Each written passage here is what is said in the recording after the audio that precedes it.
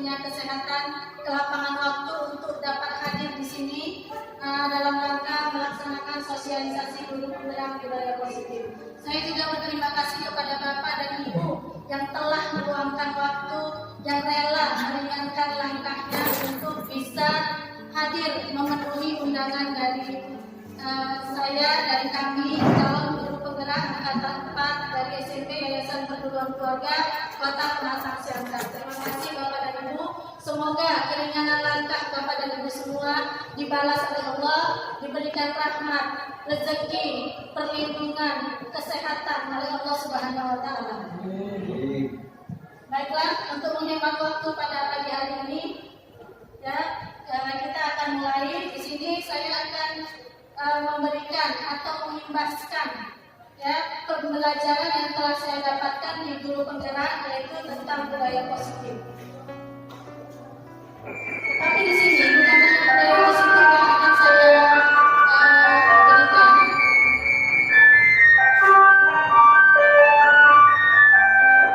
Tetapi ada pembelajaran mulai dari modul 1, ya, saya ulangi kembali 11, 12, 13 dan 14.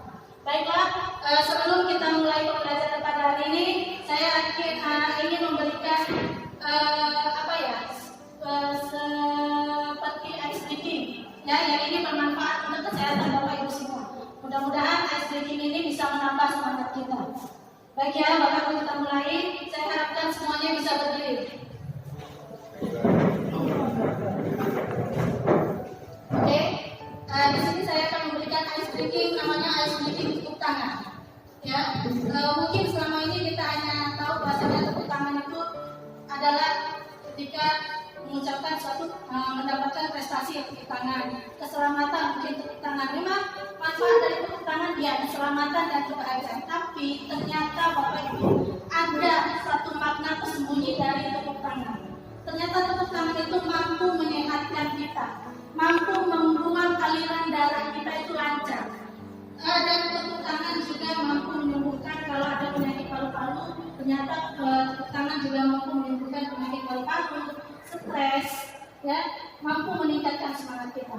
Oke, saya bagi dua. Bagian sini berarti sebelah kanan. Oke, kalau saya begini berarti yang tepuk tangan sebelah kiri. Oke, Bapak Ibu, kita mulai.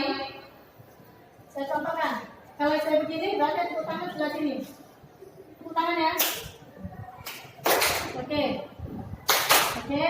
tepuk tangan. Naik dong Pak. Begini.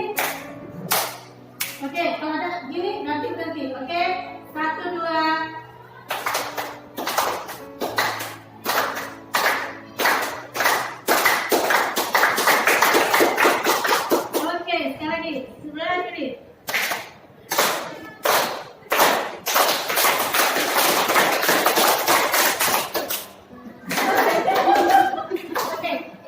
Konsentrasi ya Bapak Ibu, ya. Oke, dengarkan, ya.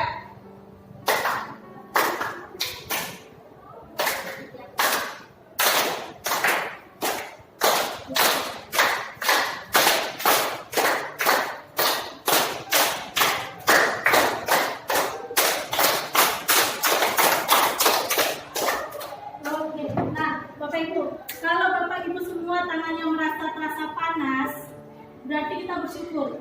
Kenapa? Aliran darah kita sudah bekerja dengan lancar. Kalau merasa panas, tapi kalau masih biasa-biasa saja, artinya aliran darahnya belum naik ke otak. Ya, artinya kita masih kurang fokus. Mungkin harus lebih semangat lagi. Jadi mungkin dari pembelajaran ini mungkin kedepannya sering-seringlah tepuk tangan. Ya, katanya tepuk tangan selama 10 menit, 20 menit baik untuk kesehatan. Oke, terima kasih atas partisipasinya. Silakan duduk.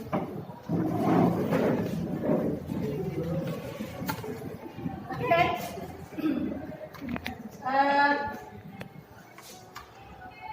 Kita mulai.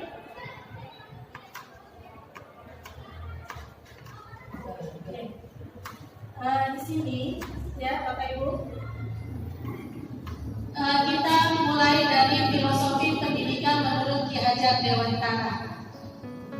Kata kita di Ajar Dewantara, yaitu pendidikan adalah menuntun segala kodrat yang ada pada anak agar mereka dapat mencapai keselamatan dan kebahagiaan yang setinggi-tingginya sebagai manusia maupun sebagai anggota masyarakat.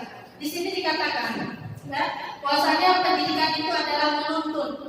Kita nggak bisa memaksakan kehendak anak. Ya, jadi kita memang disuruh menuntun anak, ya, menuntun anak. Kita selama ini mungkin memaksakan, kamu harus jadi ini, nggak boleh. Kita harus menuntun anak. Selama ini mungkin penilaian itu hanya berdasarkan pengetahuan. Ya, kalau anak ini pintar, nilainya tinggi, beres. Ya, tapi sebenarnya nggak seperti itu. Ya, anak itu bisa jadi dia mungkin tidak pintar di bidang ilmu pengetahuan, tapi dia mungkin memiliki kelebihan di bidang lain. Mungkin di bidang olahraga. Ya, banyak anak yang kurang di bidang pengetahuan umum, misalnya tidak mampu belajar matematika, belajar IPA, ya, tapi dia mungkin cerdas di bidang kesenian, di bidang olahraga. Nah, itu yang harus kita tunggu. Jadi di sini kata Ki Ajar Dewantara itu pendidikan itu adalah menuntun anak. Ya, anak itu kita pelihara, kita kasih ilmu apa maunya dia. Ya, Bapak Ibu. Kita lanjut yang berikutnya. Di sini ada nilai dan peran seorang guru. Ya, nilai dan peran seorang guru itu inilah yang akan kita kembangkan, yaitu dia memiliki nilai reflektif, kolaboratif, inovatif, mandiri, dan berpihak pada murid. Makanya kita sebagai guru, nilai-nilai berpihak kepada murid inilah yang harus kita utamakan. Seperti apapun murid kita, kekurangan apapun yang dimilikinya, makanya kita tetap harus berpihak kepada dia. Tidak bisa kita berpilih kasih istilahnya. Kita harus menyamakan murid kita. Ya, itulah berpihak kepada murid. Mandiri. Kita harus bisa memiliki nilai mandiri untuk murid-murid kita. Kolaboratif, bekerja sama. Ya, dalam hal mungkin menyelesaikan tugas, dalam hal berdiskusi, ya, kita bangun kolaboratif. Lalu selanjutnya peran. Ya, di sini peran kita sebagai seorang guru menjadi pemimpin pembelajaran. Ya, menjadi pemimpin pembelajaran. Yang kedua, menggerakkan komunitas praktisi. Nah, di sini kita sebagai menggerakkan komunitas praktisi. Di sini saya ingin menggerakkan Bapak Ibu semua. Mungkin ke depannya bukan hanya saya saja yang menjadi seorang guru penggerak. Mungkin ada guru penggerak lainnya di SMP Yayasan Perguruan Keluarga ini. Di situ saya sangat berharap Bapak Ibu semua bisa mengikuti program pendidikan guru penggerak, lalu menjadi coach bagi guru lain. Mari, apa yang kita miliki mungkin kita bisa berbagi kepada sesama. Ya, jadi kalau misalnya nggak apa-apa yang nggak tahu itu bisa nanya. Apa istilahnya saling menerima, saling memberi. Lalu yang keempat, mendorong kolaborasi antar guru. Ya, saling berkolaborasi. Saya tidak bisa sukses sendiri tanpa Bapak Ibu semua. Sekolah ini juga nggak akan bisa sukses tanpa kita bisa bekerja sama. Mari sama-sama kita bekerja sama. Tidak bisa kita menciptakan budaya positifnya anak-anak tanpa kita bisa bekerja sama dengan baik. Mari Bapak Ibu, kita jangan saling mari kita saling memberi, saling menerima, saling berbagi, saling bahu-membahu untuk menciptakan kebersamaan. Mari kita ciptakan kedamaian untuk kebaikan bersama, untuk kemajuan sekolah kita bersama. Lalu yang selanjutnya, mewujudkan kepemimpinan murid. Nah ini, mari sama-sama kita bentuk murid-murid yang bisa menjadi pemimpin kawan-kawannya, menjadi ketua sebaya bagi murid yang memiliki kepintaran, kelebihan. Ayo ajari kawannya yang di bawah dia, yang mungkin yang memiliki kekurangan. Dalam arti kata, kita menjadi pemimpin murid, murid juga bisa menjadi pemimpin kawan-kawannya. Ya, Bapak Ibu.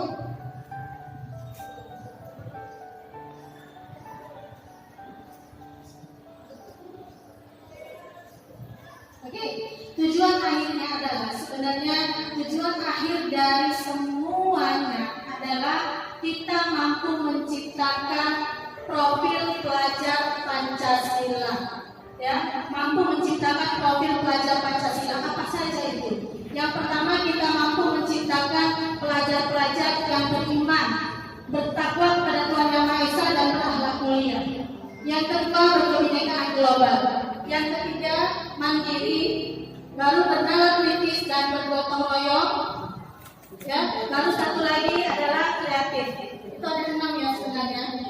Ya, jadi mari sama-sama kita ciptakan profil pelajar Pancasila. Tapi untuk menciptakan profil pelajar Pancasila, saya juga tidak bisa sendiri. Ya, kita bersama-sama. Ya, dan ini Bapak Ibu tidak bisa juga kita berikan, tidak bisa juga kita hanya kamu harus jadi profil pelajar Pancasila. Kita mulai dari diri kita sendiri. Kita dulu tunjukkan kepada mereka bahwasannya Bapak dan Ibu guru adalah profil pelajar Pancasila. Bapak dan Ibu guru adalah guru-guru yang berprofil Pancasila, yang memiliki nilai-nilai Pancasila. Baru kita tularkan ke anak-anak kita. Oke. Untuk mewujudkan itu, ya, di sini kita harus mempunyai impian, visi sekolah kita. Di sini Ki Hajar Dewantara mengatakan bahwasannya jadikanlah rumah sebagai sekolah dan jadikanlah sekolah sebagai rumah untuk belajar. Dalam arti kata, mari kita jadikan sekolah kita sebagai sekolah yang nyaman. Ibaratnya mereka datang ke sini itu, ke sekolah itu, mereka seperti ada di rumah yang nyaman. Seolah-olah sekolah kita ini merupakan sekolah yang nyaman bagi mereka untuk belajar. Jadi mari sama-sama Bapak Ibu kita ciptakan sekolah seperti rumah untuk belajar bagi anak-anak kita. Oke. Yang selanjutnya yaitu disiplin positif. Sebenarnya kalau kata Ki Hajar Dewantara, disiplin positif itu ya belajar. Dari belajar itulah maka timbul kata disiplin. Disiplin itu sesungguhnya ya berasal dari self disiplin, yaitu disiplin diri sendiri. Kita sendiri dulu yang mendisiplinkan diri kita, baru kita bisa menularkan kepada anak didik kita. Sehingga Merdeka Belajar itu adalah suasana belajar yang disiplin. Itulah namanya Merdeka Belajar. Selanjutnya di sini ada motivasi perilaku manusia. Yang pertama, untuk menghindari ketidaknyamanan hukuman. Nah, ini masih berhubungan dengan disiplin. Ya, masih berhubungan dengan disiplin. Yang pertama, untuk menghindari ketidaknyamanan hukuman. Ini maksudnya Bapak Ibu. Ya, kita di sekolah ini kita kan disiplin ya, Bapak Ibu ya. Setiap ada tugas harus dikerjakan, nggak usah jauh-jauh. Perangkat pembelajaran, ya harus kita kerjakan. Itu untuk disiplin kan Bapak Ibu. Untuk melengkapi berkas disiplin kan. Itu kan salah satu disiplin. Nah, ini untuk menghindari ketidaknyamanan hukuman. Kalau kita berprinsip menyiapkan MPP itu hanya untuk menghindari ketidaknyamanan hukuman, ya itu masih pengaruh dari motivasi dari luar. Oh iya, ini untuk kelengkapan berkas, ya itu namanya disiplin juga. Memang lengkap, tapi ya untuk menghindari ketidaknyamanan hukuman. Hanya sekedar siap aja. Kalau yang kedua, untuk mendapatkan imbalan atau penghargaan dari orang lain. Oh, aku menyiapkan tugas biar dapat imbalan, biar dapat penghargaan, pujian misalnya. Nah itu motivasi dari luar. Yang lebih bagus itu seperti ini Bu. Yang untuk menjadi orang-orang yang mereka inginkan dan menghargai diri sendiri dengan nilai-nilai yang mereka percaya. Dalam arti kata, kita disiplin itu memang maunya kita. Bukan karena A, B, C, D, tapi karena maunya kita. Kita mau disiplin tumbuh dalam diri kita sendiri. Itu maksudnya. Jadi mari sama-sama Bapak Ibu kita mendisiplinkan diri kita sendiri. Ya, karena Bapak Ibu disiplin itu nggak ada ruginya. Ya, Bapak Ibu, disiplin itu baik untuk kita, baik juga untuk orang lain. Oke.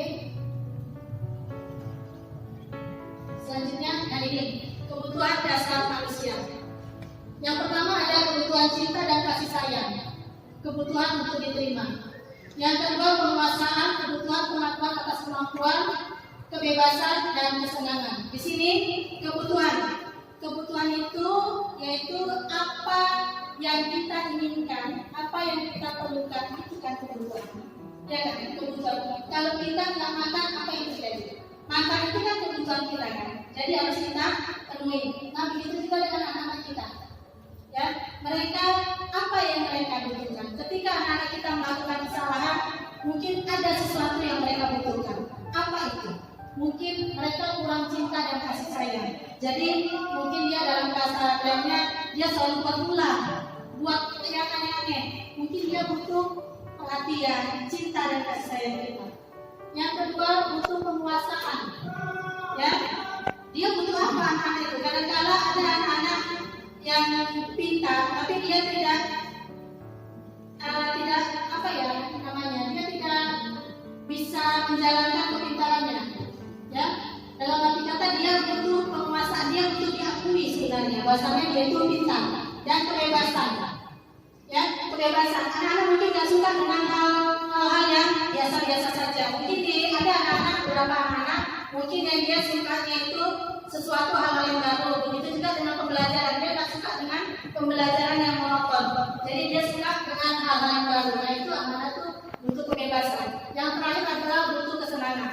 Anak-anak itu butuh kesenangan. Dalam arti kata makanya Kerajaan Dewantara mengatakan bahwasanya belajar sambil bermain sambil belajar. Nah ini anak-anak itu butuh ini kesenangan.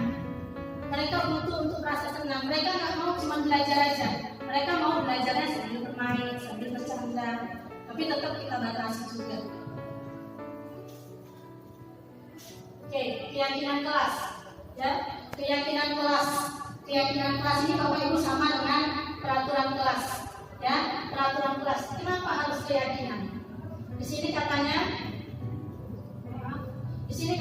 keyakinan itu, ya menurut dosen, ya keyakinan kelas itu adalah suatu keyakinan. Lebih bahasa keyakinan itu lebih memotivasi seseorang dari dalam atau dari motivasi intrinsik. Artinya daripada dibilang peraturan, patuhilah peraturan. Ya, katanya kalau sekarang bahasa sekarang itu nggak boleh bahasa peraturan, harus bahasa keyakinan. Sudah dia. Ya, kenapa? Karena bahasa keyakinan itu mungkin anak-anak lebih tergerak dengan lebih bersemangat untuk menjalankan keyakinannya daripada menjalankan peraturan. Ya, itulah dia keyakinan kelas. Lalu di sini ada 5 posisi kontrol kita sebagai seorang guru, yaitu sebagai monitor, sebagai manajer, sebagai penghukum, sebagai pembuat orang merasa bersalah dan sebagai teman. Di sini kemarin saya sudah bekerja sama dengan Bapak Salam, dengan Ibu Irma untuk melaksanakan 5 posisi kontrol ini. Ya, nanti akan dilanjutkan. Jadi kita ketika akan merasa bersalah, kita sebagai apa di sini? Ya, apakah kita sebagai monitor, apakah kita sebagai manajer, kita sebagai penghukum, pembuat orang merasa bersalah, atau sebagai teman? Ya, jadi kita bisa pilih ini. Ya, Bapak Ibu. Selanjutnya, nah di sini segitiga restitusi. Nah, segitiga restitusi yaitu sebuah proses menciptakan kondisi bagi murid untuk memperbaiki kesalahan mereka, sehingga mereka bisa kembali kepada kelompok mereka dengan karakter yang lebih kuat. Ternyata Bapak Ibu, katanya sekarang itu kalau anak bersalah itu nggak boleh langsung ditampilkan. Ya, menurut yang saya pelajari. Ya, tapi dicari dulu masalahnya, kenapa? Kemarin itu Pak Salam udah bagus ya Pak ya, Bapak tanya kesalahannya itu apa sebabnya, latar belakangnya dia itu salah itu kenapa? Harus kita cari dulu. Ya, jadi kita tidak boleh langsung marah-marah kepada anak kita. Jadi kalau kita langsung marah-marah, anak itu langsung down, ya langsung berbuat malu, bahkan mungkin akan terjadi pembulian. Itu bahasa sekarang. Ya, jadi Bapak Ibu kalau ada anak yang salah, mungkin kita tanya dulu kena apa. Oke, nah ini. Dan restitusi itu ini untuk menebus kesalahan, belajar dari kesalahan. Jadi kita berharap anak-anak itu tahu dia salah dan dia bisa belajar dari kesalahan. Yang kedua, memperbaiki lingkungan. Yang ketiga, restitusi itu tawaran, bukan paksaan. Yang keempat, restitusi itu menuntun untuk melihat ke dalam diri. Ya, kita tuntun anak kita agar dia tahu apa kesalahannya. Mencari kebutuhan dasar. Nah, ini tadi kan kita sudah berbicara kebutuhan dasar. Kebutuhan dasar apa yang dia perlukan? Makanya agak berat Bapak Ibu guru untuk menjadi seorang guru. Ya, kita harus tahu kebutuhan dasar apa yang dibutuhkan anak kita. Ya, sehingga dia bertindak seperti itu. Yang selanjutnya adalah restitusi itu adalah cara yang terbaik. Ya, restitusi itu menguatkan. Restitusi itu fokus pada solusi. Ya, kita bisa memberikan anak dan anak bisa mencari solusinya. Lalu selanjutnya adalah restitusi itu mengembalikan murid yang berbuat salah kepada kelompoknya. Dalam arti kata, setelah dia salah, dia bisa memperbaiki kesalahannya. Dia tahu kesalahannya apa, dia sudah tahu solusinya apa, dan dia bisa kembali kepada kawan-kawannya tanpa ada rasa malu. Ya, selanjutnya, nah ini segitiga restitusi. Ya, ada satu, yang pertama validasi tindakan yang salah. Yang kedua, menanyakan keyakinan. Baru yang terakhir kita menstabilkan identitas. Nah, di sini ada pertanyaan-pertanyaan yang akan kita tanyakan kepada anak-anak kita ketika mereka bersalah. Ya, bukan harus terus dimarah-marah, dihujat, ya, tapi ada. Kenapa melakukan itu? Apakah cara yang efektif untuk mendapatkan apa yang kamu butuhkan? Baru kesepakatan apa yang sudah kita sepakati, keyakinan apa yang sudah kita sepakati.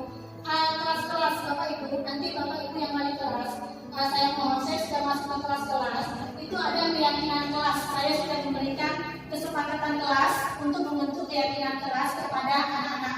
Nanti Bapak Ibu tinggal membuat saja, anak-anak aja Bapak Ibu suruh keyakinan kelas. Jadi di sini saya berharap, kita semua berharap anak-anak bisa menerapkan keyakinan kelas yang sudah mereka buat. Saya sudah buat ke kelas-kelas, hanya saja tinggal membuat untuk ditempel ke dinding. Ya, nah di sini kita pertanyaannya, kamu ingin menjadi orang yang seperti apa? Ya, jadi kita marah, tapi marahnya itu marah secara halus. Baru yang terakhir kita katakan kepada anak kita, setiap orang pasti pernah melakukan kesalahan. Bukan hanya kamu saja, mungkin ibu pernah melakukan kesalahan. Dan kamu satu-satunya, dan kamu bukan satu-satunya orang yang melakukan kesalahan itu. Ya, jadi hari ini inilah pertanyaan-pertanyaan yang akan kita tanyakan kepada anak kita, sehingga dia bisa terbuka menjelaskan kenapa penyebab dia melakukan kesalahan. Jadi di sini saya berharap kerjasama kepada Bapak dan Ibu guru. Ya, saya ingat motivator saya, kebetulan saya dapat ketemu, ya, Bapak Adi Ginanjar Agustian pada waktu acara ISQ training, ya, selama beberapa hari. Ya, waktu itu luar biasa. Ya, Bapak itu mengatakan, menjadi guru, bekerjalah dengan hati, bukan semata-mata bentuk materi. Jadi di situ kita bekerjalah dengan hati. Memang menjadi guru itu tidak tidak gampang. Ya, itu di situ saya, ternyata memang seperti itu. Bekerjalah dengan hati. Ya, kita bekerja dengan hati kita yang bekerja. Yang panggilan, bukan semata-mata untuk materi. Ya Bapak Ibu, ya, jadi mungkin materi ya, tapi percayalah Bapak Ibu, apa yang kita berikan, apa yang sudah kita berikan, apalagi ilmu yang bermanfaat untuk anak-anak kita, yang kita berikan akan kita tuai. Mudah-mudahan rezeki Allah kasih pasti rezeki sama rumah kita. Amin. Ya, Bapak Ibu. Jadi terima kasih atas kehadiran Bapak Ibu semuanya. Sangat-sangat berterima kasih. Semoga Allah memberikan rezeki yang berlimpah kepada kita semua, kesehatan dan perlindungan dunia dan akhirat. Amin. Oke, terima kasih Bapak Ibu. Saya Aidri. Wabillahi taufiq wal hidayah. Wassalamualaikum warahmatullahi wabarakatuh. Tepuk tangannya mana?